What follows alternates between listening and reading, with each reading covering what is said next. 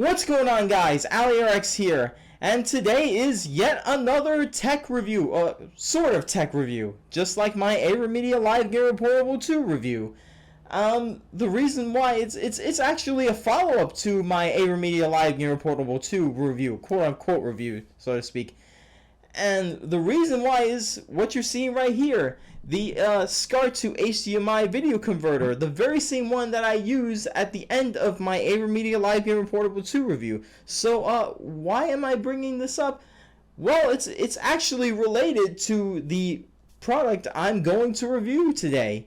Before we get to that, let's kind of explain why I'm doing this. So it's in regards to retro gaming. See, as you all know, modern consoles such as the PlayStation 4, Xbox One, Nintendo Switch, Wii U, PS3, Xbox 360 all use HDMI for HD TVs because we all have HD TVs, pretty much almost all of us. However, back in the day, long time ago, way back in the retro days of the Nintendo Entertainment System, the Sega Genesis, the Super Nintendo, the Nintendo 64, the PlayStation, hell, even the later generation, the PlayStation 2, Xbox, and GameCube, the beginning of that generation, we used CRT televisions, aka those big ass tube TVs with a hunch in their back, with like a butt in the back and a big gut in the front. Now, the way CRT TVs work is that in America, you had the NTSC standard and the PAL standard. These were the broadcast standards in these specific regions, and there was also SECAM or CCAM, which I believe is in South America. Now, let's talk specifically NTSC. In NTSC, the North America and US, Canada, what have you, TV shows would broadcast at 480i. That's the resolution, the standard definition for standard definition, and it would broadcast in 480i at 29.97 frames per second, or 30 frames per second for short. Now, the way it works is that there were two fields in an interlaced video. That would be an odd field and an even field. Now, there's 240 lines on each side. CRT TVs back then, they were all 60 hertz. Each field would go 60 fields per second. When you combine both fields, you get a single frame. So 60 fields plus 60 fields together, you get 30 frames per second. That was the NTSC broadcast standard. Now, in regards to video game consoles, they did not abide by this. They would use many different tricks to output at a lower resolution but a higher frame rate. Now, of course, they would sort of change in the later generation, like the Dreamcast, the PS2, the Xbox, and GameCube. Those games did 480i, but also 60 frames per second. I think they did some different trick, but in regards to the our generation, the older generations, the 8-bit, 16-bit, 32-bit, 64-bit consoles, every console would output at 240p. That's a much lower resolution than 480i. And now that may sound like a progressive scan signal, like an EDTV or 480p or 720p, but it's not quite the same. See, 240p, the way it worked as on CRT TVs is that it would take one of the fields, I think it was the odd fields, and it would only display on the odd fields. So you have the other field completely blank. So when you played video game consoles, you would see something called scan lines. And that's how things work. That's how video game console will work. Retro consoles were designed for CRTs. That's the reason why they have to be played on CRTs. And also the fact that there are light guns, but that I'm not going to get into that because they won't work here anyway. Now, what about HD TVs? See, the problem is companies back then were not really prepared for the future of television or monitors or displays in general. See, because the technology for HD TVs and flat screen TVs in general were very different from CRT TVs. And this caused a lot of problems. This can cause a lot of problems from TV to TV to TV. All CRT TVs fundamentally designed the same way. They're fundamentally equal. However, in terms of HD TVs and flat screen TVs, they are not equal. You have LCD TVs, you have LED TVs, you have OLED TVs, you have plasma TVs, and so on and so forth. Now, of course, TV manufacturers would have composite video on the back of the TV as well as component in HDMI. But the problem is, for most of the time, composite video is pretty much tacked on there. See, HD TVs have a mini scaler for the composite video output. The problem is, it's not a great scaler. Here's the first problem that comes with it. See, most HD TVs detect 240p as 480i. And as a result of this, the picture may not come out so great. So it would take the 240p picture, interlace it, deinterlace it, then stretch the picture to a big screen, and it would not look so great. Maybe this is not bad for the average folks or the casual person, but for avid retro gamers, this is bad. This is very bad. This is why you see most retro gamers play on CRT TVs to this very day. Not only that, but there's also the issue of input lag. Now, input lag personally has never bothered me, but it might bother you. And to make matters worse, TV manufacturers are slowly removing the composite, S-video, and component inputs. And if you have a TV that happens to not have any of those inputs, chances are you're shit out of luck. So what are the solutions? Do you go buy a CRT TV? Well, for many people that would be the solution, for many, especially avid retro gamers. But the problem is CRTs are very big and bulky. This is especially not ideal if you live in, say, a small apartment or a studio. So you want to play retro consoles in the best way possible without taking up so much space. You want to play retro games on your flat screen, on your HD TV. Well, what's the solution? Well, for some people, they would just use emulators on their PC. But if they want to use their original hardware on an HD TV without having to deal with all that garbage, input lag, shitty video quality, etc., you would buy something like a video scaler, something like this right here. This AV to HDMI converter. This is something you might buy off of Amazon maybe for about 20 to 30 bucks, maybe. However, once you try the product, it doesn't give you great results. It gives you results that are a little bit better than when plugging it directly to the TV, but not very much. In fact, for some people, it may seem worse than when plugging it directly to the TV. Of course, this is just composite video. It's taking the lowest quality video into and forcing it into HD.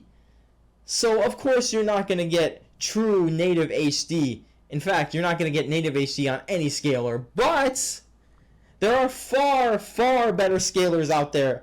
And there's one in particular that will fix most of your solutions for retro gaming if you don't want a CRT or if you don't have space for CRT. Well, ladies and gentlemen, I present to you the mother of all upscalers. The XRGB-mini Framemeister. That's right, folks. After so long, I finally have the Framemeister, the best scaler on the market. Too bad it was expensive as fuck, though. If you don't want a CRT TV, if you don't want to play on emulators, if you don't want to play on those shitty scalers you buy on Amazon, this is what you need. But it's going to cost you a fortune. But even with the price tag, it is still well worth the money. Now, I haven't tried it myself, but I've seen various videos of it, and they've all said amazing things. Though there are some flaws, but I'll get to that in a moment. But overall, people have said amazing reviews, and I can't wait to try it myself. you're gonna hear what I think of it. This is a product straight from the land of the rising sun. This is from a company called Micomsoft. Not Microsoft, Micomsoft. The RO is replaced with OM. Just remember that. You might get confused with the names. So anyway, let's get down to the nitty gritty and see what's inside. Okay, so opening up, we have what I assume is the instruction manual. I ain't gonna read that because it's all in Japanese. A box right here, and here we have the unit itself, wrapped in bubbles. There's probably some other stuff underneath. Yep, there's some more stuff. Here's the remote control for it. And there's another cable, but I won't show it to you until the end of the video. We took everything out of the box, and here we're going to see the unit itself. Already opening it, I am amazed. Wow, this is basically the jack of all trades of upscalers. But is it a master? We will soon find out. What do we have here? Let's see what we have. We have your standard AV cables, and of course you have S-video as an option as well. And on the back,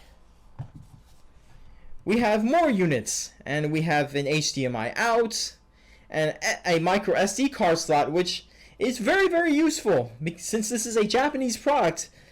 We will see in a moment. So anyway, you have a more RCA audio channels left and right, and over here you have a D-terminal cable, which is actually a exclusive video input or output for Japan. This was never used in Europe, United States, or anywhere else in the world, exclusively in Japan. So what exactly is it?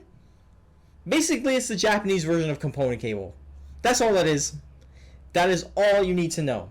So the only way to use it for us North Americans and Europeans is with this D-terminal to component adapter. There you go. I guess it doesn't click, but that's how it plugs in. You can plug here. You can plug in your PlayStation 2, Xbox, GameCube, and original Wii games. But the problem is the GameCube component cables are super expensive. If you want to play GameCube games in 480p on this thing, you're gonna have to use a backwards compatible Wii if you're a cheap bastard. Although there is a GameCube D-terminal cable dedicated, you just plug it directly to the D-terminal, and it'll work on both North American and Japanese GameCube. Not only that, there is also a dedicated D-terminal cable for the PlayStation 2 and the Wii as well. So yeah, you can have either those options, or you can use the component cables and buy this thing. This is a lot cheaper than buying D-terminal cables for each console. So yeah, there are aftermarket component cables for the Wii and PlayStation 2, and as well as the Xbox. Well, anyway, let's move on to the next things. And you have an HDMI in and another HDMI in. This is for like bypass. A lot of people say that this is useless, that you're not going to use this for that, but here's where it's useful. Game capture. Now, let's say if you have a PlayStation 3. All PlayStation 3s have HDCP, which means you cannot capture video directly from the HDMI because it will not work. It's protected. You need some kind of bypass. This will come in handy for you. So if you have retro consoles and a PS3, this is fantastic. And this is also great for smartphone games and mobile games because they also have HDCP. And last but not least, a mini USB port. And of course you have the power. The next one is the remote control. Already this is a far better scale than anything I've used because this actually comes with a remote control. This remote control is in Japanese, but it's very useful. So, it being a Japanese product, if you can't understand it, well, there is a solution to that. The Framemeister English translated remote sticker. And there you go. Now my Framemeister remote is in complete English. Now I can actually understand everything. Now it's useful. Oh, and of course there's batteries. Can't forget to put them. And last but not least, the box here is your power. So anyway, let's get down to the nitty gritty and start using this bitch. Okay, so the first thing you'll notice is that all the menus are in Japanese, obviously. So how can you fix this if you don't understand it? Well, you know that micro SD card on the back of the Framemeister I showed you earlier? That's actually for firmware updates. And the firmware update I'm going to download translates all the menus into English. So where do you go to download the firmware? You go to micomsoft.co.jp/XRGB-mini_download.htm. Here you are at the official Micomsoft website, which is mostly in Japanese, but if you scroll down, you will see the firmware update where it says OSD Rev.2.3a. This is where you get the English version of the firmware update. So you click download and it will give you a zip folder. Once you open the zip folder, just drag and drop the XRGB-mini folder to the root of your micro SD card and you're good to go. First you unplug the Framemeister, then insert the micro SD card into the back of the Framemeister, then replug the Framemeister and watch these cool lights blink. Now that is fucking awesome. Okay, so we're all set. Now everything on the Framemeister is set to a language that I can understand. Now we can finally get to the exciting parts. Now we can play some games on this thing. You know, it's been a while since I've used my GameCube. 10 years to be exact. The last time I used it was shortly before I got the Wii. And ever since, I've played GameCube games on my Wii. But you know, I feel like playing GameCube games on my GameCube once again. Not only that, I also have the Game Boy player, so I can play some Game Boy Advance games on it. Now that I have the Framemeister, and now I can finally use the GameCube without having to worry about shitty video quality on my HD TV. And now I can actually capture GameCube footage as well as Game Boy Advance footage directly from this. So, let's see how everything turns out. Holy shit, this thing actually works! Man, it's been so many years, and my GameCube still works to this day. My god. Well, anyway, this is how the Framemeister looks when plugging a game to composite video. And I gotta say, it looks fantastic even in composite video, even in 480i in composite. Man, the Framemeister really knows how to properly scale video. Man, everything just looks so clean here. This is, mind you, this is composite video and it looks clean. This especially looks better than the cheap ass scaler I got, because the AV to HDMI converter. Let's take a look at a comparison. This is how the game looks in the standard AV to HDMI cheap ass converter. Look at that. It looks a lot worse. The colors are all wrong. I mean, there's a lot of noise on the colors, and it just doesn't look right. It really looks weird. I don't know. It doesn't look quite clean. Going back to the Framemeister here, everything looks much cleaner. The colors are supposed to look how they're supposed to look in composite video, obviously. Well, anyway, let's move on to the next game. WWE Day of Reckoning. Man, this is one of the best wrestling games of the 6th generation. I fucking love this game, man. And even on the Framemeister, it looks amazing. Man, if it can look this good in composite video, I can't imagine how good this game would look in components or D-terminal. Man, I am so impressed. Man. Anyway, here's John Cena doing his entrance. This is John Cena during his rap era. This was when he was awesome. This was his best years. Oh, and by the way, yeah, you can actually check the status of the output of your console. Right now the GameCube is outputting in 480i, as you can say 720 by 480i through composite. Well, anyway, let's just skip to the very end of the match.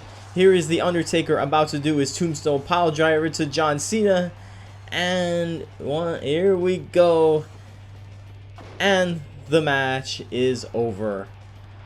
1, 2, 3. Here is your winner, The Undertaker. Well, anyway, let's move on to the next game.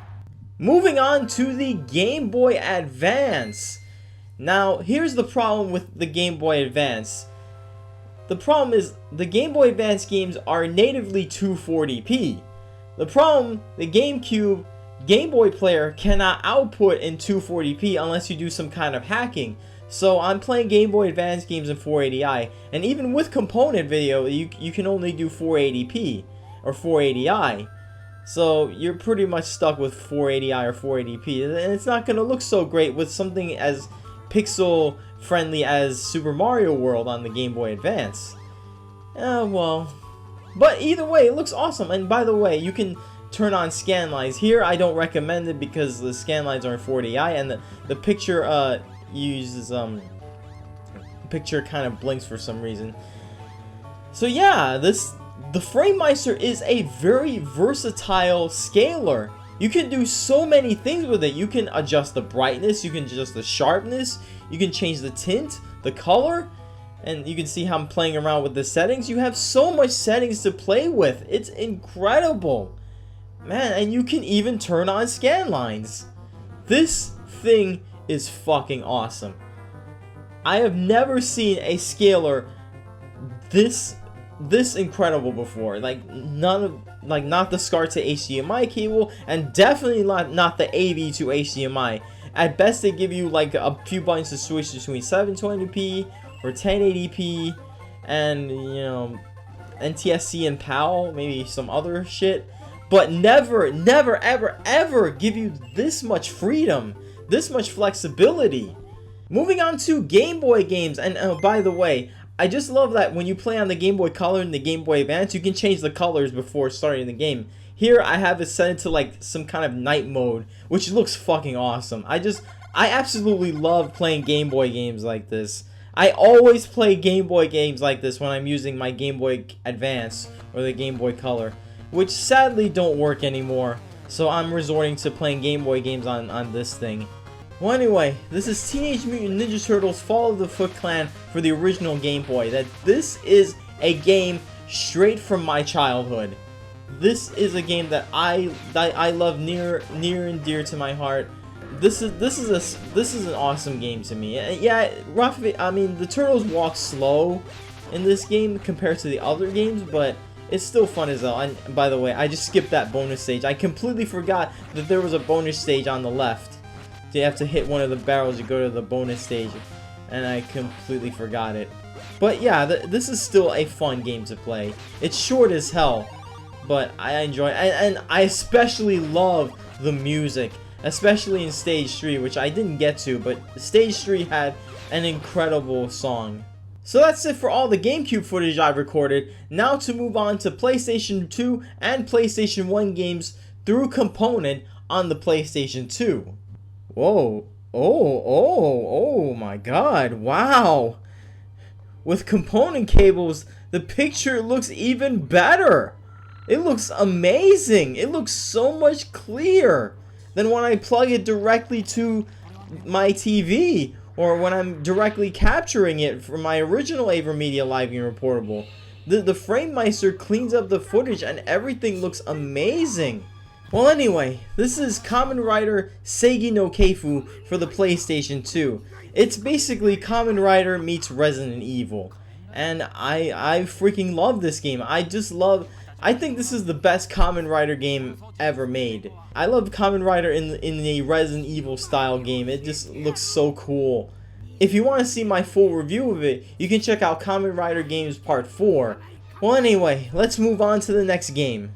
And it's yet another Kamen Rider game. This time, it's Kamen Rider Climax Heroes. And yeah, I know.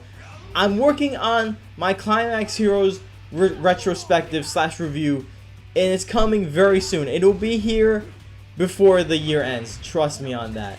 I don't know how long it'll take, but I guarantee you it'll be here before the year ends. It won't come next year. You will see it later this year. I guarantee you that. Well, anyway, I recorded some footage with the Framemeister, and it looks fantastic.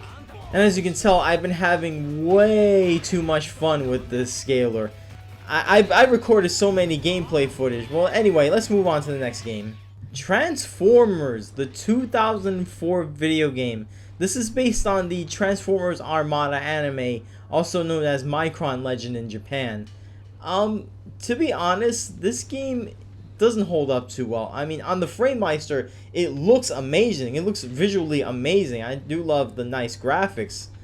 But outside of that, it's enjoyable, but it's very flawed and it doesn't hold up very well. First of all, it's 60 frames per second, but there's massive frame rate drops and there's a lot of motion blur, and it's kind of annoying. And also the controls are a tad bit awkward, and it takes some getting used to. Like, it's easy to control here, but once you get to like bosses, especially Starscream, that's when the game gets really, really hard. I don't know. It's not that great. It doesn't hold up too well. It's an okay game. It's okay at best. Just saying. I guess I could go back to it from time to time, but I like to collect Transformers games. So yeah. Well, anyway, let's move on to the next game. Fire Pro Wrestling returns. I had to save the best for last. This is the best wrestling game ever made until Fire Pro Wrestling World came out. But outside of that, the Fire Pro Wrestling series are the best wrestling games ever made. And of course, I could not leave this game out. Here, I simulated a match. I'm not playing here. I'm letting the computers play. This is a ECW match. Sabu versus Rob Van Dam. And man, the sprites look beautiful on the Framemeister. My god, the Framemeister really knows how to scale everything.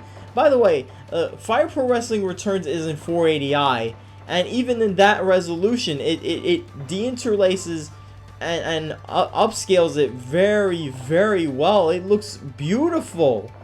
It looks amazing. It almost looks like an HD game. Like it almost looks like Fire Pro Wrestling World. That is fucking awesome. Now we're moving on to the 240p games for the PlayStation 2 and PlayStation 1. Now, here is the problem.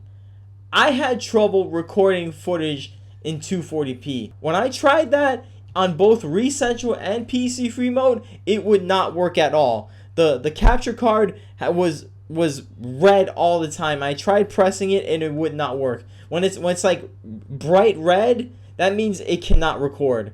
When it's in blue, that means you can record it, and then when you press it, it turns into like a slowly blinking red.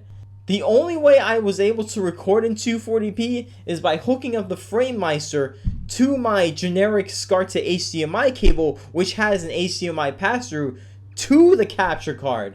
Now you're probably thinking, well shit, that's the only way you can capture 240p games? You can't capture 240p games at all with the Live Gamer Portable 2?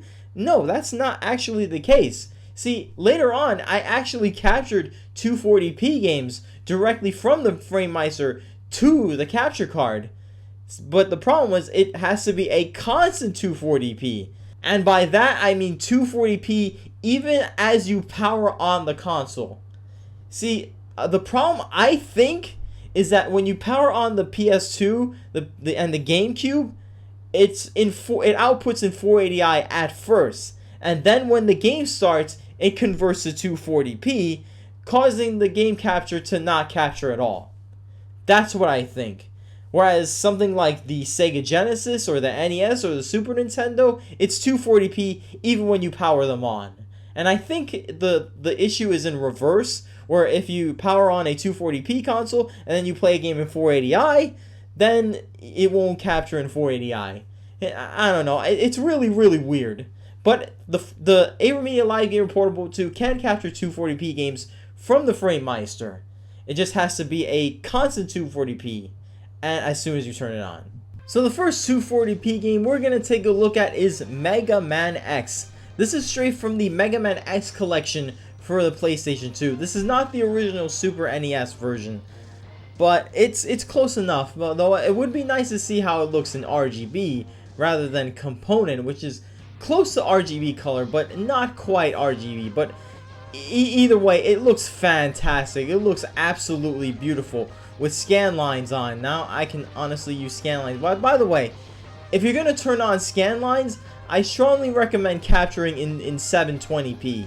In 1080p, you can see scan lines, but the scan lines don't look too great. And here's where I'm gonna check the status of the video output. Just let it scroll, and as you can see, it's 720 by 240p. This is how 240p games are supposed to look. Next up is Rayman, the original Rayman for the PlayStation 1. And this is a classic. Man, and wow, I gotta say, this looks even better with scan lines on. Though, it may not look good on your end. Maybe the picture might look a little too dark, but I think it looks fantastic. It looks the way it's supposed to look. 240p games look best with scan lines on. And it really stacks up against Rayman on the PS1 when playing on a backwards compatible PS3. Let's show the comparison. And as you can see, the PS3 backwards compatible version of Rayman on the PS1 really looks amazing and compared to the Framemeister. So the Framemeister really stacks up when plugging a PS1 or PS2 to it, and you compare it to playing it on the PS3. The only thing missing is that it lacks scan lines. Though you're getting a brighter picture, though you can adjust the brightness on the Framemeister to make it stack up better against the PS3.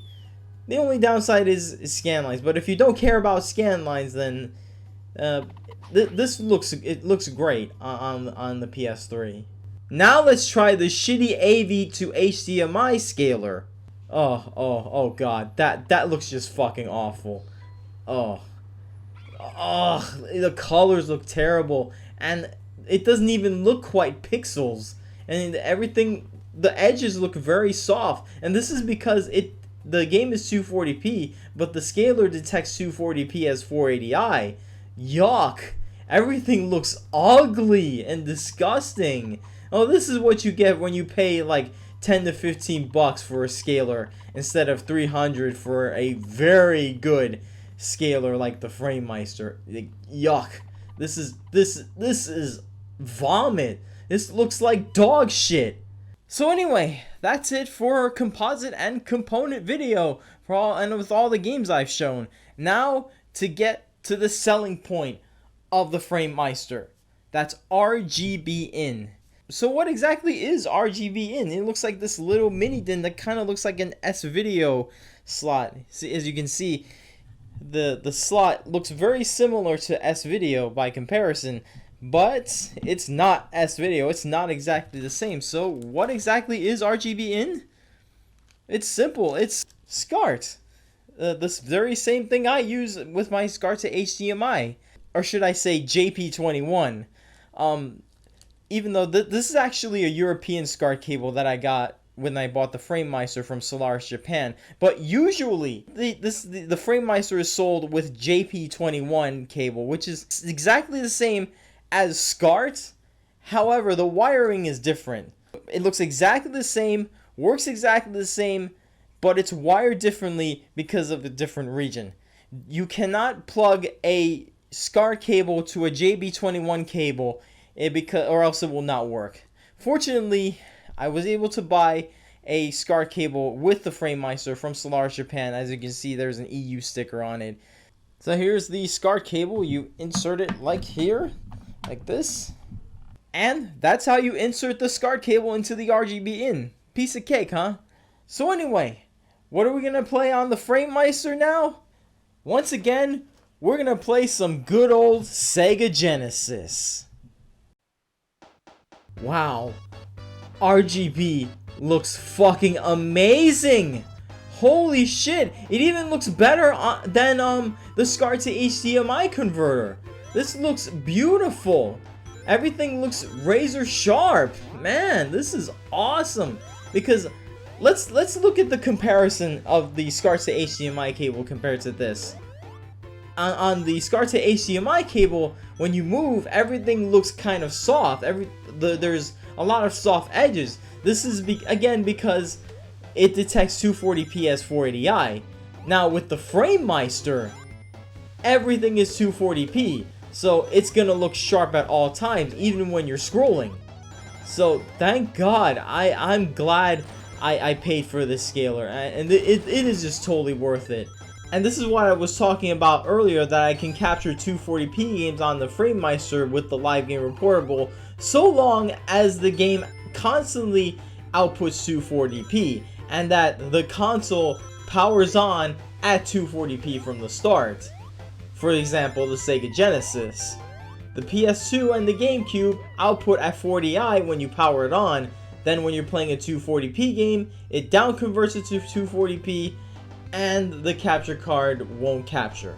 Man, I can't wait to start using this regularly when I review old school games. Moving on to Mortal Kombat. Now, this at the time was the best way to play Mortal Kombat at home on the Sega Genesis, because the Super Nintendo version was a shitty watered down version that had no blood. Of course, you had to access a code on the Genesis version to activate blood and fatalities, but it still had blood and fatalities nonetheless.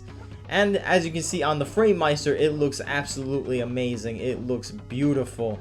The sprites look very sharp. It looks very sharp and clean. And I'm about to finish her very soon. Let's uppercut Sonya on the bridge and fatality, sort of. And now we move on to test your might. Press the button, press the button, press the button, and we win! I usually lose at this part, so I kind of suck at it. Anyway, moving on. One last thing before I end the video. You remember when I said a bit earlier that you could use the HDMI input as HDCP bypass for the PS3 and smartphones? Well, it turns out that it doesn't work in that way. Even if you input HDMI to the Framemeister and then hook up the HDMI from the Framemeister to the capture card, you still can't capture PS3 footage from it. If for some reason the HDCP is still there, even through the Framemeister, well, that is just some fucking bullshit. I might as well keep the generic SCART to HDMI, since that has HDMI input, and that actually bypasses the HDCP. On the bright side, I can use the Framemeister as an HDMI switcher for my TV. So now I have the Wii U and the PS3 hooked up to the Framemeister, and it outputs to the TV. Now I no longer have to unplug and then replug the HDMI cables to the TV. Well, all I gotta say, this is a damn good scaler. This scaler is fucking awesome. It is hands down the best scaler on the market, despite its flaws. There are obvious flaws, but despite that, it outperforms every other cheap upscaler on the market you could possibly find. If you are a YouTuber and a live streamer, and you review or live stream retro games or let's plays of those games, I highly recommend this. If you want to capture from your original hardware, I highly recommend this. This is definitely recommended. And remember, certain consoles have RGB SCART. If you have any of those consoles, definitely use this. Consoles like the Sega Genesis, Sega Master System, Super Nintendo, PlayStation 1, Sega Saturn, I think the Neo Geo as well. I think the 3DO, but those are some examples. And for like PS2, GameCube, Xbox, and Wii, use the component cable. And for NES and Nintendo 64, use composite or S-Video. But other than that, use SCART or component. And if you want to get a better picture quality from consoles that you cannot get from RGB or component, then you could just mod them. Overall, this is a damn good scaler, not only for game capture, but if you want to play your older consoles on an HD TV and you don't have a CRT TV anywhere to fit in your small apartment or studio or whatever, definitely get this. The only downside is that it's $350 to $400, so this thing is expensive. This thing is very, very expensive, but it's still well worth the price. If you don't want to get it, then you could just play emulators on your computer, or you can get a Retron 5, which is a emulation machine, but you can use all your game cartridges. That's a much cheaper option than the Framemeister, but it's not great. But it's definitely a lot better than buying something like this. Oh, don't buy these garbage scalers. They're just not great. Just throw that out. So anyway, that's all I gotta say about the XRGB-mini Framemeister. This will be my main scaler from now on for reviewing older games. And also, the AVerMedia Live Gamer Portable 2 doesn't have any other inputs other than the HDMI. I definitely recommend it for game capture. Just make sure that your capture card can capture 240p on the Framemeister, because this has some issues with the 240p issues, and I mean, you can capture 240p through the Live Gamer Portable on the Framemeister. It just has to be a constant 240p. For example, if you're playing on a PS2 or a GameCube, or it's not going to work because they output 480i at first, then they transition to 240p, and the capture card won't work at all, unless of course you have some kind of bypass or something. Thank you for watching my quote-unquote review of the XRGB-mini Framemeister. The next video will be an actual game review, and it's the return of an old series. But the game I'm reviewing is a very, very recent game. In fact, it came out not too long ago. So stay tuned for that. And there will be more episodes of Awful Games and bootleg shit very soon as well. I'm Allie-RX, and I'll see you on the other side.